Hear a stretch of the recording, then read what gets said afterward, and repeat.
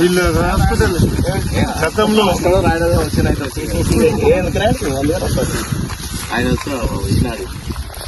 ఇది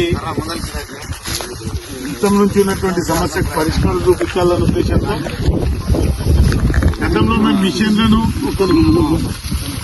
గతంలో ఒక 1/2 కిలోమీటర్ కాలువ పెండింగ్ ఉంటే దాన్ని పూర్తి చేయించడానికి పైనుంచి క్లియర్ చేసుకుంటూ వచ్చినాం. 1/2 కిలోమీటర్ దగ్గర అక్కడ ఉన్నటువంటి కొంతమంది ఆ రోజు రైతులు ఎవరైతే ఈరోజు గోప్లాపూర్ గ్రామానికి సంబంధించినటువంటి మరి ఈరోజు అధికార పార్టీ నాయకులు ఆ రోజు అడ్డుకోవడం జరిగింది. వారు అడ్డుకొని ఈరోజు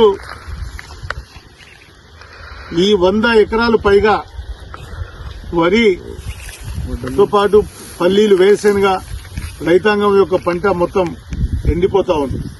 మరి స్థానిక ప్రాతినిధ్యం వహిస్తున్నటువంటి అధికార పార్టీ నాయకులకు మంత్రికి కూడా మాట్లాడుతూ వీళ్ళు మరి ఈ రోజు సాయంత్రమే కాలువ తీపిస్తా అన్నటువంటి వాళ్ళు సుమారు నెల రోజులైందంట. మరి కాలువ కాదు, అక్కడ దాని ఊసు లేదు. మరి గ్రామానికి సంబంధించినటువంటి అన్నారం గ్రామానికి సంబంధించినటువంటి రైతులందరూ కలిసి ధర్నా చేస్తే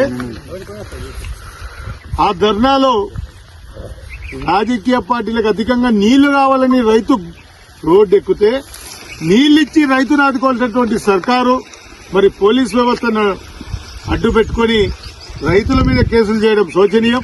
నేను జిల్లా ఎస్పీ గారికి కోరుతా ఉన్నా, ఒకవేళ నిజంగా మీకు ఏదైనా కేసులు చేసి ఉంటే అందులో పార్టిసిపేట్ చేసి అందరి మీద కేసులు చేసి ఉంటే బాగుండేది.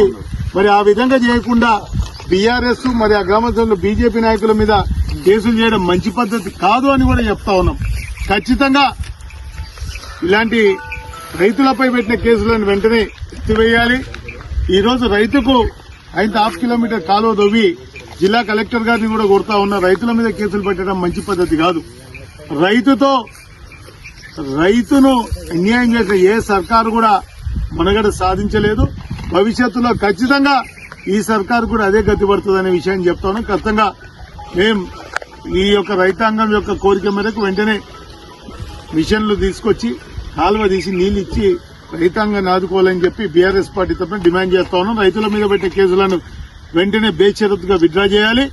మరి ఈ రోజు కేసులు పెట్టడంలో కూడా మీరు చూపించిన పక్షపాత ధోరణిని తీవ్రంగా నిరసిస్తా ఉన్నాం.